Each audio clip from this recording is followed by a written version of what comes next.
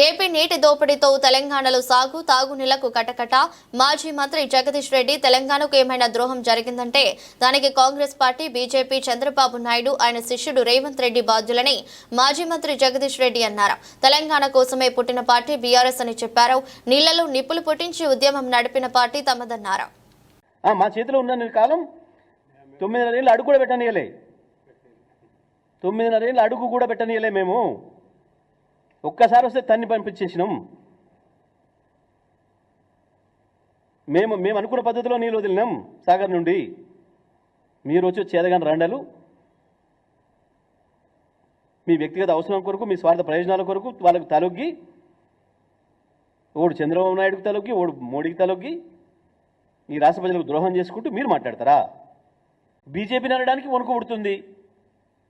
ఎందుకంటే నీ నాయకుడు ఆయన బీ టీం ఉన్నాడు కాబట్టి. చంద్రబాబు అనడానికి వణుకు పుడుతుంది. ఎందుకు? చంద్రబాబు ద్వారా పైరవి చేసి ముఖ్యమంత్రి పదవి తెచ్చుకుందామని పైన మోడీతో సఖ్యత కొరకు చంద్రబాబు దగ్గర లైన్ కడుతున్నారు మీ మంత్రులు.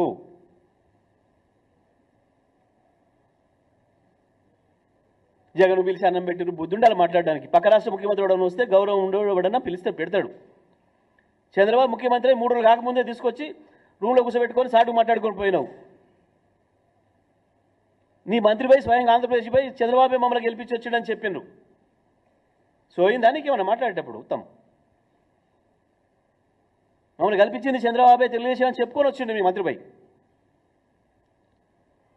ఎందుకు మాట్లాడుతున్నారు సోయలేని మాటలు? ఈ నలుగురే బాధ్యులు. తెలంగాణకి ఏమన్నా నష్టం జరిగింది, ద్రోహం జరిగింది అంటే దానికి బాధ్యులు ఈ నలుగురు. మొదటగా కాంగ్రెస్ పార్టీ, రెండవది బీజేపీ పార్టీ, ఆ తర్వాత అక్కడ చంద్రబాబు నాయుడు, ఇక్కడ రేవంత్ రెడ్డి అని శిష్యుడు. ఇవాళ ఈ నలుగురు ప్రధానమైన ద్రోహులు తెలంగాణకి. ఈ గడుపిచ్చోడు ఎవరు తాగి మాట్లాడంటే ఎట్లా మాట్లాడు చూసాను. వాసన అది పెట్టినావు పైపు.